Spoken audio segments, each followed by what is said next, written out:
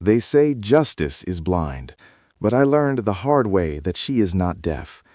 If you lie still enough, if you slow your breathing until your chest barely rises, people forget you are a person. You become furniture. You become a problem to be solved, an asset to be liquidated, a ghost haunting your own bedroom. I lay in the center of the California king bed that I used to share with my wife, Sarah. The room was once a sanctuary of light and warmth, filled with the scent of her lavender potpourri and the soft hum of our evening conversations. Now it was a prison cell lined with expensive silk wallpaper. The air was thick, suffocating, smelling of stale sheets and the cloying, musk-heavy cologne that my son-in-law, Rick, bathed in. I am Elias, 81 years of life, 40 of them spent on the bench of the Superior Court, staring into the eyes of liars, thieves, and murderers, discerning truth from fabrication. I prided myself on my ability to read the human face, to hear the tremor in a guilty man's voice. Yet in the ultimate irony of my life, I failed to see the deception growing under my own roof until it was standing at the foot of my bed, checking the time on a Rolex I bought for it. I kept my eyes closed. It was a survival tactic I had developed over the last 3 weeks since the stroke. It was a mild stroke, the doctor said, a warning shot across the bow, but Rick and my daughter Linda treated it like a death sentence. "He's out cold," Rick's voice boomed, too loud for the quiet room. He had no respect for the silence of the sick. I poked his foot, nothing. "Keep your voice down, Rick," Linda whispered. Her voice was thin, reedy, vibrating with a nervous energy that used to make me want to comfort her. Now it just made me cold. "If he wakes up and hears you talking about the car, he'll get agitated." "He's not going to wake up," Rick scoffed. I heard the distinct swish of his thumb sliding across a smartphone screen. "I've got the buyer on the hook right now. Listen to this offer. $85,000 for the Jaguar, cash." My heart hammered against my ribs, a trapped bird in a cage of bone. The Jaguar, my 1967 E-Type. I had spent 5 years restoring that car with my own grease-stained hands. It wasn't just metal and rubber.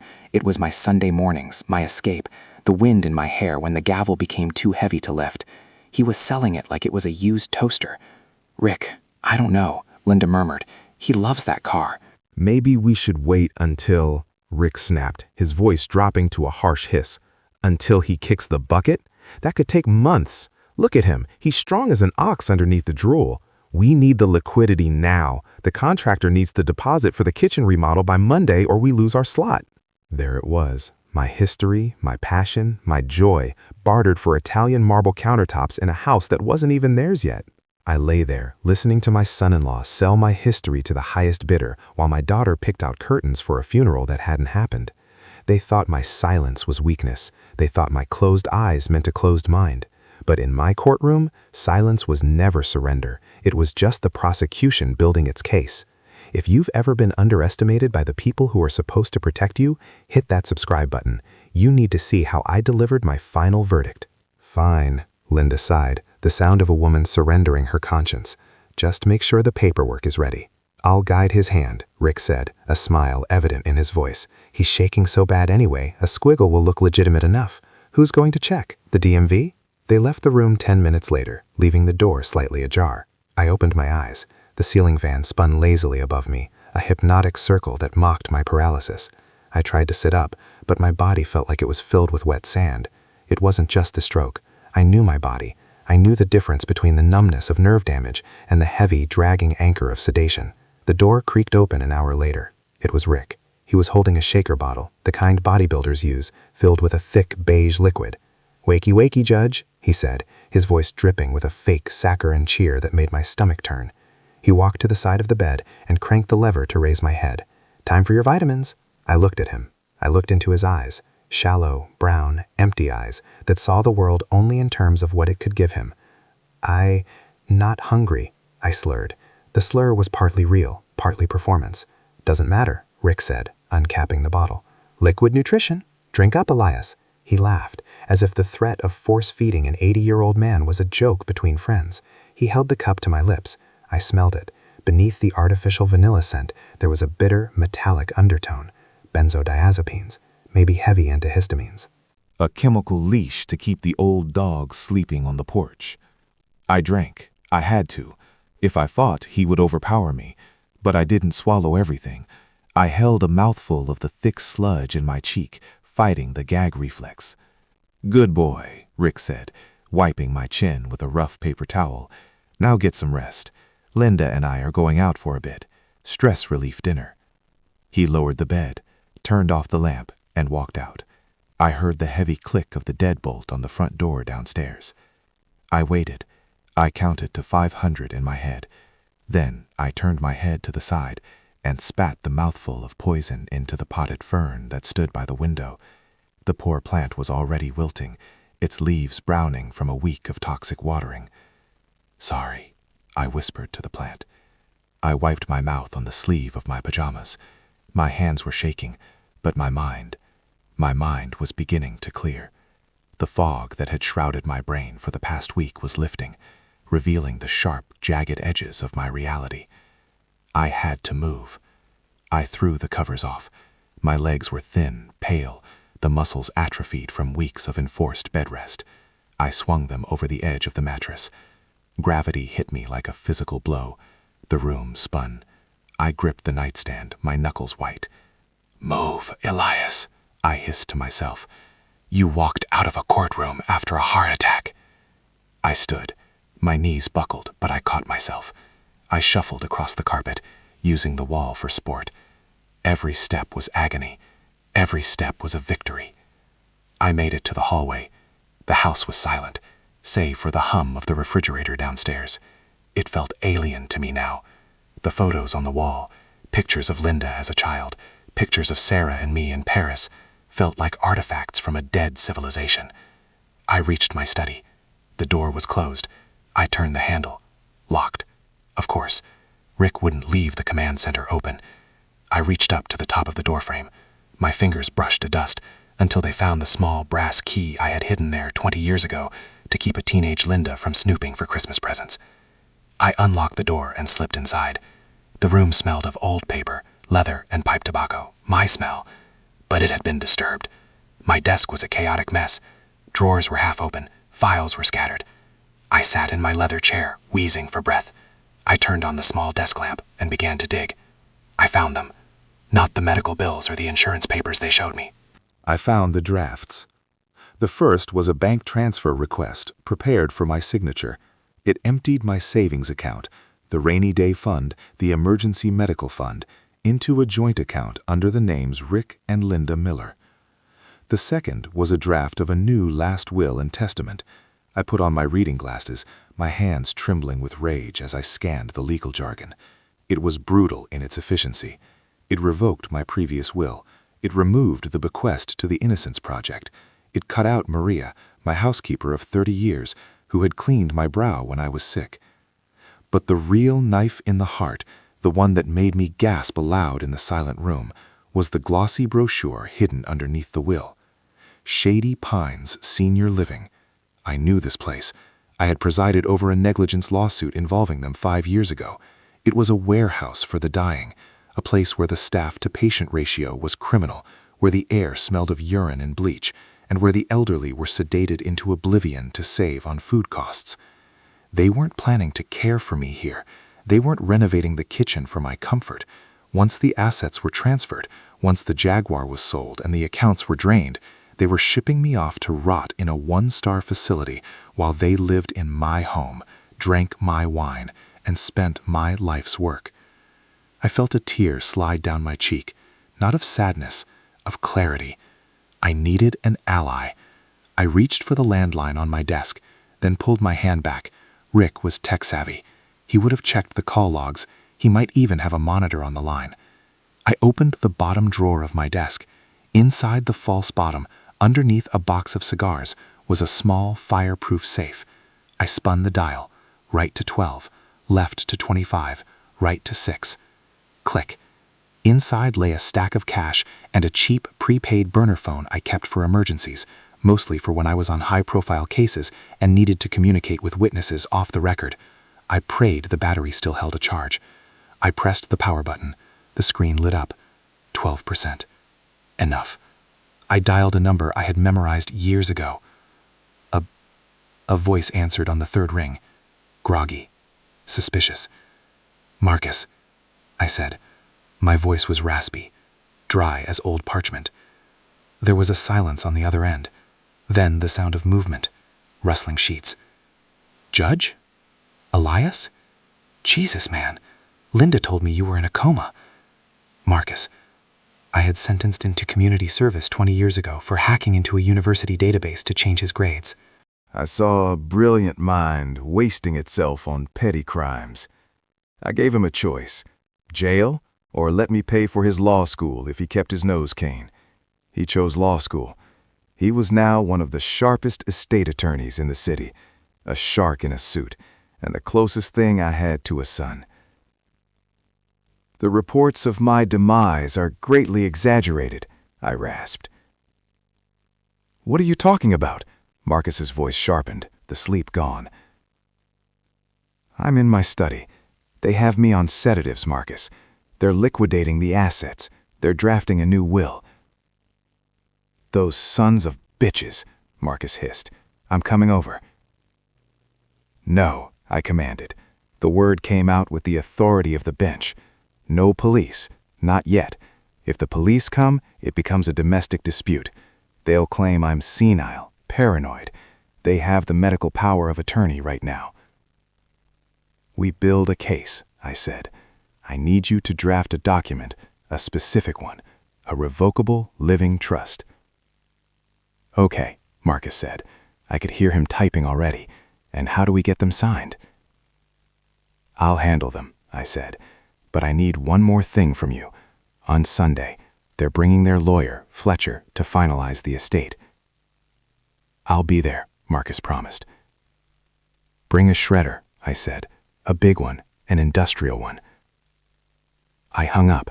I wiped the phone down and locked it back in the safe. I made the painful journey back to my bed. I arranged the pillows exactly as they had been. I lay down and closed my eyes, letting my body sink back into the mattress. When Rick and Linda returned an hour later, smelling of garlic and expensive red wine, I was the picture of the dying patriarch. My mouth hung open slightly. A line of drool trickled onto the pillowcase. My hands twitched involuntarily. "Still out?" Rick noted, standing over me. "It's for the best," Linda said, her voice slurring slightly from the wine. "Peaceful." Yes. That was the word. For the next week, I played the role of a lifetime. I let myself drool. I slurred my words until they were unintelligible. When Rick put a pen in my hand to sign insurance forms that were actually checks for $5,000, I let my hand shake so violently that he had to guide it, his patience wearing thin, his arrogance growing fat. I watched them celebrate their victory prematurely. On Thursday, a moving crew arrived. They took the antique rug from the hallway. Cleaning it, Rick told me, loudly, as if I were deaf. I knew they were selling it. On Friday, Linda brought in paint swatches. She stood at the foot of my bed, holding up squares of gray and beige. "I think the morning mist will really open up the room once the hospital bed is gone," she told Rick. They talked about me as if I were already ash in an urn. They treated me like a piece of furniture that was about to be tossed to the curb. But every time they turned their backs, I was watching. I was cataloging. I was remembering. Then came Saturday night. Rick stood in the doorway of my bedroom, a glass of my best scotch in his hand. He looked flushed, triumphant. "Big day tomorrow, Elias," he announced. "Fletcher is coming over, the lawyer. We're going to finalize the estate planning." "Protect," I mumbled, letting my head loll to the side. "Exactly," Rick grinned. "Don't worry about a thing." He turned off the light and left. I lay in the dark, staring at the ceiling fan. The shadows stretched across the room like the bars of a cell. I reached out to the nightstand, my fingers finding the silver frame of the photograph I kept there. Sarah, my wife. She was smiling in the picture, wearing her sun hat, the wind catching her hair. She hated bullies. She hated liars. I gripped the cold metal frame. "I won't let them take it, Sarah," I whispered into the dark, my voice steady and clear in the empty room. "I won't let them turn our legacy into their playground." My hand stopped shaking. My heart slowed to a rhythm of cold, hard determination. Tomorrow was Sunday. Tomorrow, the pills would stay in the plant. Tomorrow, the vegetable would speak. Tomorrow, court is in session. Sunday morning arrived with the color of a bruised lung, the sky hanging low and heavy over the estate, pressing down on the roof like a physical weight. It was fitting, I suppose. The atmosphere inside the house wasn't much lighter.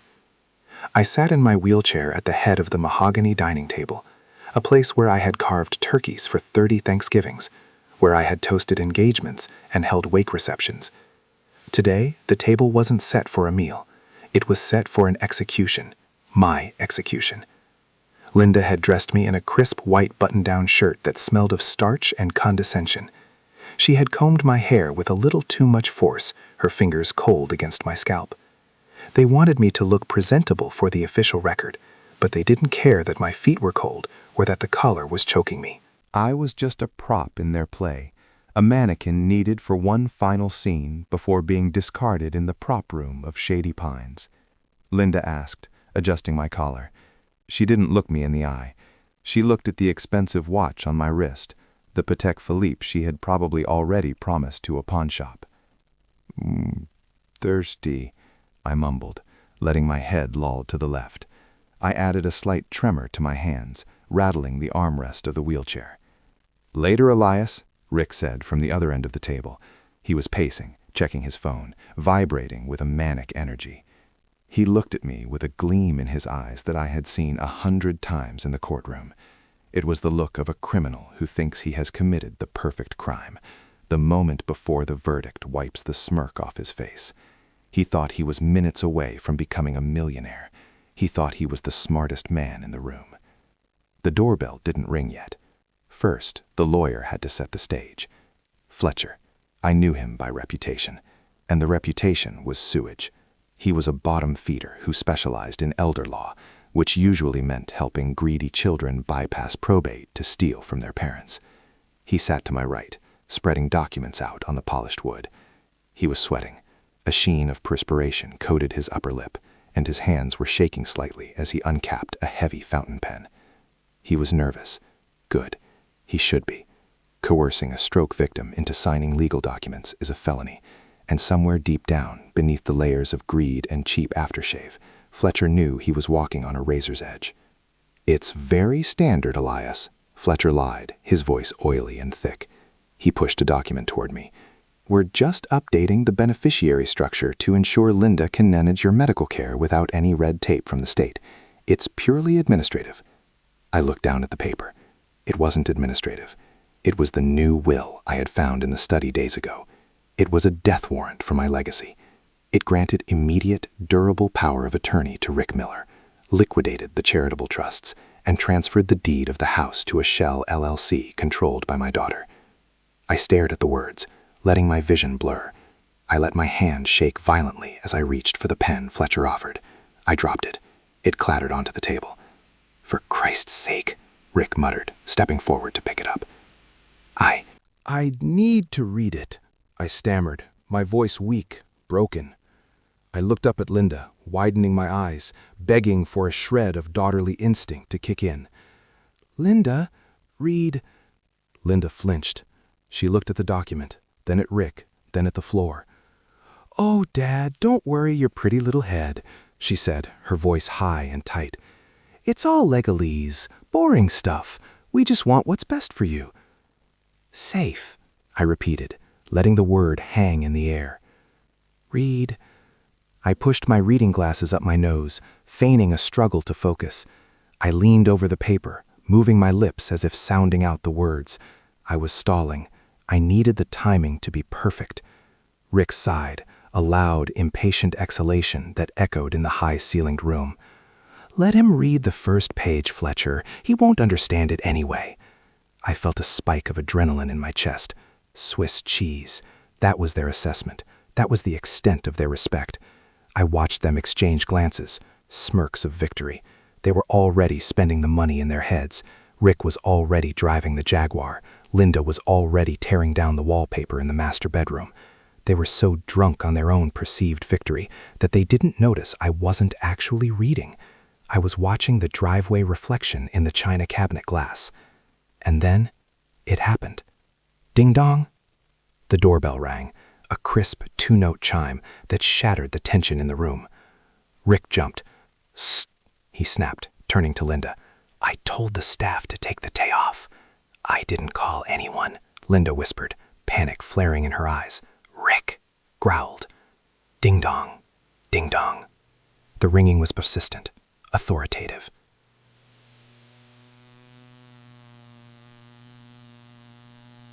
A three-piece suit that fit him like armor. In one hand, he carried a heavy leather briefcase. In the other, he carried a large, portable, industrial-grade paper shredder. He didn't say a word. He walked to the sideboard, cleared away Linda's vase of hydrangeas, and set the shredder down. He found the wall outlet and plugged it in. The machine gave a low, menacing hum, a sound like a hungry animal waking up. "Fletcher," demanded, standing up, his face flushing red. "This is a private legal meeting." Marcus turned slowly. He adjusted his cufflinks. "I am the judge's actual counsel," he said, his voice calm, baritone, and terrifyingly professional. I looked at Rick and Linda. Their confusion was morphing into a cold, hard fear. Linda's hand went to her throat. You... I stopped drinking your poison smoothies 3 days ago, Linda," I said. The color drained from her face so fast she looked like a corpse. "I know about the crushed pills," I continued, my voice slicing through the room. "I know about the sedatives. I know about the conversations you have at the foot of my bed when you think I'm asleep. I know about the Jaguar you sold for $85,000. Rick turned purple, a vein throbbing in his forehead. He looked from me to Marcus, then back to the unsigned will on the table. He was cornered, and like a rat, he decided to bite. "You old bat," Rick spat, stepping toward me. "You don't know what you're talking about.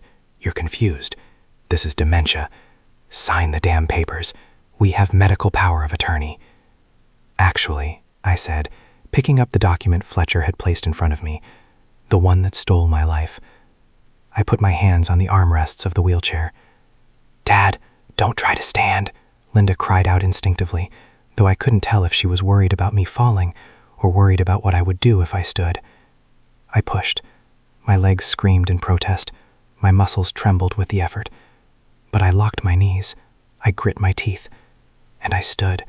I stood up to my full height, towering over the table, towering over the daughter who had betrayed me and the man who had poisoned me. I walked. 1 step, 2 steps. It wasn't graceful, but it was unassisted. I walked over to the shredder Marcus had set up. The room was dead silent, save for the low hum of the machine and Rick's ragged breathing. "This is the will you wanted me to sign," I said, holding the thick stack of papers over the feed slot. "The one that gives you my home, my money." Rick lunged, realizing what was happening. Marcus stepped in his way. Marcus is 6'2" and boxes on weekends. He didn't touch Rick. He just occupied the space with enough menace that Rick skidded to a halt. I fed the document into the machine. Whirr, rip, rip, rip. The sound was violent. It was loud. It was the most beautiful music I had ever heard. The blades chewed through the lies, the theft, the new will, turning their future into a pile of cross-cut confetti in the clear plastic bin. I fed it page by page. I watched their eyes follow every sheet. "Rick," screamed, his voice cracking, "you senile old fool." "No," I said, brushing the paper dust from my hands. That was a copy. I reached into Marcus's open briefcase and pulled out a blue folder. "This," I announced, sliding it down the long mahogany table toward them, "is the revocable living trust I executed yesterday morning with Marcus." Linda picked it up, her hand shaking so badly she dropped it once before opening it. She scanned the first page. She gasped, a sound like a balloon deflating. She choked out, The Historical Society? The Innocence Project? Dad, it places all my assets," I declared, my voice ringing out. The house, the accounts, the bond portfolio, the car, everything is now the property of the Elias Thorne Charitable Trust, managed by a third-party board of directors. I retain a life estate in the home, meaning I live here until I die. You, Rick whispered, staring at me with pure horror. You get nothing, I said. Not the house, not the car, not a dime. Rick shouted, I'll contest it. You can try, Marcus interjected smoothly, but I have video recordings of the judge from yesterday, perfectly lucid, discussing complex legal theory. Rick froze. In fact, I said, leaning forward, resting my knuckles on the table. I pointed to the window. Through the sheer curtains, the flashing blue and red lights of a silent police cruiser reflected against the glass. The police are currently waiting at the gate, I said softly. I told them to give us a moment, but I think they're getting impatient. They want to discuss grand larceny and elder abuse. Rick looked at the window. He collapsed into a chair, his legs giving out. His arrogance drained out of him like dirty water from a cracked pipe.